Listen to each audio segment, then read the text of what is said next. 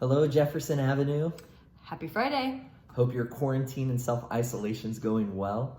We were, as church leaders this week, kind of talking through what self-isolation would look like, and we thought it would be really important on Fridays to spend time talking about the fruits of the Spirit, especially in a season where we could be tempted to kind of fall into our flesh a little bit. Yeah, I think anytime that we are presented with just unusual circumstances, fear, anxiety, question marks, those are the times we most often just resort to sins of our flesh, whether that's, pride or selfishness or anger or just irritation even. I think it's so important during this time, especially when we have all these outside things pulling and tearing at us, to just remember to focus our eyes on Christ, and that through His Spirit and through His power, we're able to walk in the fruits of the Spirit to our family and friends. So we wanted to read just Galatians 5:22 through 26 and just reflect a little bit what it looks like to walk in the Spirit. Yeah, so Galatians 5 says this: "But the fruit of the Spirit is love, joy, peace, patience, kindness, goodness, faithfulness, gentleness, and self-control.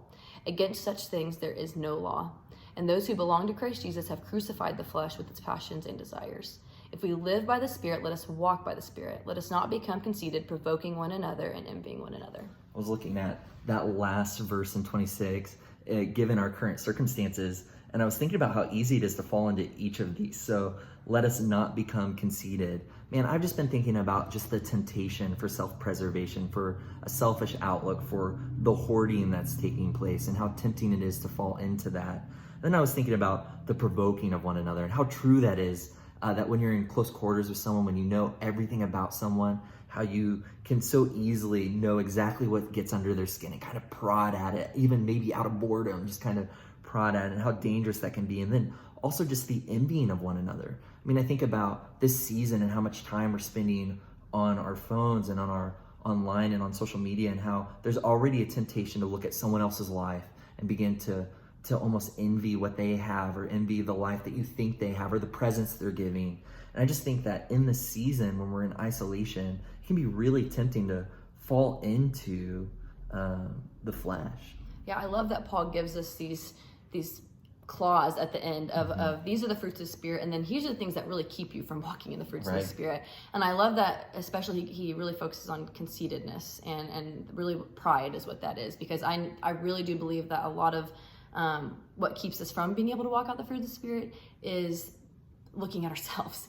And I know a lot of times it's an unmet expectation of, I'm going to be kind, I'm going to be joyful, I'm going to be patient, as long as you are serving me and fitting into this box I need you to fit in. And I think the minute that people step on our toes or things aren't going our way, that's when we really struggle to be kind and joyous. And the reflection of that is that we're looking at ourselves and what we think we deserve, and how people should be treating us, and what should be happening. And so I love that it's just a heart check for us of like, okay, if I'm struggling in the fruits of the Spirit, it's probably coming from one of these three things. Yeah, and verse 24 says that we've actually crucified that flesh along with the passions and desires that come with it. And in the same light, as we walk in the Spirit, I love that first fruit of the Spirit is love. Love, joy, peace, patience, kindness, goodness, faithfulness, gentleness, and self-control. When we look at that love, we almost see that as the all-encompassing kind of paradigm in which everything else comes from. So when you know great love, you walk in great love. I love in John 15 when Jesus is with his disciples, he says, "A new commandment I give you, to love one another the way that I've loved you." I just think about that, and I think about this season as image bearers of Christ, those who have been transformed, who have this great love that we've received. And what an opportunity it is to reflect the image of Christ by the way we love our families during the season, by the way that we love those that may be essential workforce in their jobs in a high stress time, what it looks like to love even in our digital presence as we're online together, and just thinking about what it looks like to walk in the love that we've received. Right. I think one thing that's super important when looking at the fruits of the Spirit, I know it's been so freeing for me, is to recognize that these are not